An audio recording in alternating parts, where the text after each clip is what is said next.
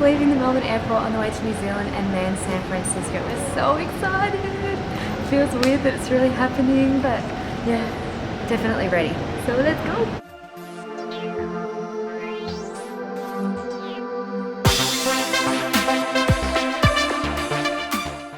Hi guys, so we're nearing the end of our 2.5 months travelling across the United States. Let's just start by saying that 2.5 months is nowhere near enough time to see this country. You could easily spend that amount of time in just about every state because there is so much to see. But what we are going to do is run through some of our highlights of our trip, do a quick recap of where we've been, and give you guys some advice about what we thought was good, what we thought was not so good, and what we'd like to see next time. So first stop was San Francisco. Now, we feel like maybe we missed something with San Francisco. We enjoyed ourselves there, but it certainly wasn't the highlight of our trip. A highlight for us was Pier 1 Market, which is basically just a small little marketplace with food, wine, chocolate, all sorts of things local to the area down by the water. It's a beautiful hidden gem and definitely much more authentic than Fisherman's Wharf. Fisherman's Wharf is fine if you basically want to go to a theme park because it is very commercialised, it's very gimmicky, so go and check it out, but don't spend all your time there. One thing we could recommend is doing research about where you stay in San Francisco. There's quite a lot of beautiful architecture, the residential areas are incredible, but we ended up staying in quite a rough area in downtown, and unfortunately it made it a little bit hard for us to enjoy the place properly, I think. Basically it felt unsafe. Make sure that you're staying somewhere maybe in a nicer part of town. We essentially just stayed where we could get cheap accommodation without really looking, and it just turned out to be the wrong idea. We could not walk around at night. Yeah, just make sure that you're aware of that. Next on our journey was Los Angeles. We stayed in West Hollywood, which we actually really loved. It was a cool area. We were down near the Grove, which is essentially just like a big farmer's market. There's a cinema there, tons of food, really cool. One of our other highlights was Runyon Canyon. Now, I don't know how well known this is, but it's just a huge canyon in the heart of Hollywood. Absolutely massive. The hike took us A few hours. The hike took us a few hours. You probably could do it in runners, but I'm glad we had our hiking shoes. Really beautiful views from the top from all over the city, so I'd highly recommend if you've got a couple of hours in the morning, get up, go early and go check out Runyon Canyon. Hey.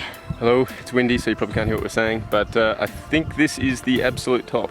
I think this is the highest point of the Runyon Canyon Trail. Oh, maybe not, it looks like it still goes up over there. Yeah, I think it still goes up. Well, we'll see you again shortly. After Los Angeles was one of the most unique places that we've been on our trip, and that is Slab City. Now, we've done a video about Slab City which we'll link in the description below. Slab City is basically an off-the-grid community in the California desert, which is labelled as the last lawless place in America. Really awesome place to check out. Now, I've heard good and bad stories about Slab City, so approach with caution and do so at your own risk, obviously. But if you do it safely, it is worth checking out. After Slab City, we headed down to Joshua Tree, which is actually also part of our Slab City video. Joshua Tree National Park is huge. We actually went to go camping the night and didn't realise that we'd have to drive miles and miles to get to the campsite. So be aware of that if you plan on camping in the park. But if you do have time, please check it out. The rock formations are incredible. After that, we headed on to the Grand Canyon. Now, the main highlight of the Grand Canyon is it's completely unexplainable. Until you go and see it yourself, no one can explain to you how epic this thing actually is. So take the time, at least once in your life, to go and see the Grand Canyon. We went in off-peak and it was so busy. We drove 40 kilometres out of our way to go to a campsite, and when we got there it was completely booked out, and this was mid-week. But we actually found another site which was easier to get to, and we had a great night camping. The next morning we got up early to do the Bright Angel hike. We've done a lot of hikes and this was very hard. It may seem like common sense, but the Grand Canyon is in the desert, so it is hot. You need to be prepared. We only did 3 miles in and 3 miles out, and it was very hard. So take your electrolytes, take salty snacks, take tons of water, and just be prepared that it is going to be hot. That's the problem with a canyon. It's you go in, you got to go back up. With a canyon. Our next stop was Lake Powell, which is a reservoir off the Colorado River in the middle of the Arizona desert near a town called Page. The great thing about Lake Powell is, as far as American attractions go, it's actually pretty undiscovered. It's pretty quiet. It's also a great place to stay when you want to check out Horseshoe Bend, which is a fantastic lookout to go to. If you want to find a spot that looks like all the Instagram photos, Horseshoe Bend is the place to go. After Lake Powell, we headed to Zion National Park. This park is absolutely incredible, and one of our highlights from Zion was the Narrows River Walk. This hike is through a river. You can go for as little or as long as you want. We ended up walking about a 10-kilometre round trip that day, and most of it was through water up to our knees. Some advice that we would give you in regards to Zion National Park is when you do book accommodation, check where you're staying. We actually accidentally ended up in a town called Hilldale, which has a whole history of its own, which we might post a link about in the description. But that was about an hour away from Zion National Park, despite having a name along the lines of Most Wanted Zion Hotel or something. So be aware of that. The campgrounds in there do fill up very quickly as well. Throughout most of the year, you actually can't drive a car around a lot of the park. So for example, to get to the Narrows Trailhead, we had to catch a shuttle bus. So you'll need to check those schedules and be aware of where you're catching that bus from, because you won't just be able to drive to the trailheads yourself.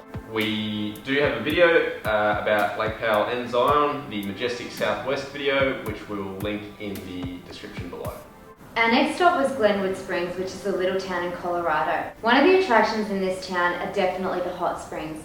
We decided to give ourselves a day off and just went and spent a few hours at the hot springs. If you buy a pass in the morning, you can actually use it all day. So we went first thing for a couple of hours and then went back in the evening and watched the stars come up at night. So that was really, really beautiful. Another thing to check out is definitely the Hanging Lake Trail. Now this is quite a steep trail, so be prepared, but it only takes about an hour and a half to get up and back, depending on how long you stop at the top for. At the top there's a beautiful waterfall which you can walk underneath. We'd like to give a shout out to Amy's Acres Campground. We camped there for 4 nights and it was so great. There were great shower facilities. It was clean and comfortable and quiet, and the staff were amazing. It was a very, very good spot to camp. You can also see more about time in Colorado in our Colorado video, which we will also link below. After Colorado, we headed south to Texas, to San Antonio. San Antonio is one of the fastest growing cities in the United States, and it has a lot of appeal to tourists. One of the main tourist attractions is the River Walk, which is basically along the river. There are restaurants, bars, all sorts of things along there, and it is beautiful. There are tons of places to eat along the river walk. However, there are also a lot of chain restaurants. So if you want something a little more authentic, just do your research and just make sure you settle down and support one of the local businesses there. Next up was New Orleans, or Narlands, as the locals call it. New Orleans is the most European of the American cities. So one of the highlights is definitely the architecture and the French Quarter as a whole, really. It's an absolute cultural wonderland. You could spend days just wandering around this city, except for the fact that it is unbearably hot. I know I've said that about a couple of places already, but this was the next level. We spent a couple of mornings out and about filming. We'll post a link to our New Orleans video down below, but that was actually really, really hard. The other piece of advice is Frenchman Street is better than Bourbon Street, so don't go where all the tourists go. Check Bourbon Street out, but it's not the be all and end all. Next we went to Chicago. We stayed in a suburb called Bucktown, which was absolutely incredible. It was a little bit alternative, a little bit hipster almost. Tons of good food, lots of good shopping. The advice that we would give you guys about Chicago is it is a big city and there's a lot to see, so give yourself plenty of time. We could have spent the whole time that we were there just exploring Bucktown, and we just about did, but there's tons of other things to see in the city as well. On our way up to Maine, we decided to take a detour and check out the Niagara Falls. What we didn't realise is that we booked our accommodation in Canada. And I'm glad that we got to see a little bit of Canada as well. A very little bit, yeah. A very little bit. It's quite a good view, but I don't feel like you can get as close as you could on the USA side. If you really want to check out a haunted house, for some reason there's like about 5 or 6 of them Yeah. on the Canadian side of Niagara Falls, so that's the place to go. So next up, we went and stayed near a little town called Skowhegan, possibly not the right pronunciation, in Maine. Now, we've been to a few cities at this point and we were looking for somewhere a bit more quiet. So what attracted us to this place was the fact that a guy named Christopher Knight had managed to live in the forest here for 27 years without coming across another human being the entire time. Put a link with a bit more information about that in the description of the video. So we camped at a little place called Two Rivers Campground, and it was beautiful, peaceful. The food in the town of Skowhegan and in the state of Maine is fantastic. If you like lobster, I like lobster. Make sure you try a lobster roll and some lobster stew. So next up is New York, which is actually where we sit right now. Just thinking about lobster stew. New York is one of the most culturally diverse cities in the world, and we're currently in the process of putting together our next video, which will be New York City. We're very excited about it. It's going to be probably the best one we've done. So please subscribe to the channel so that when that one comes out, you don't miss it. We hope you've enjoyed our highlights video today. We've taken you through a bit of a journey of our travel this far. We're heading off to Europe in about 2 weeks, so we'll be posting more about that as well. Let us know if there's anywhere you'd like for us to see or check out. Let us know your favourite place in the US in the comments below. Thank you, bye!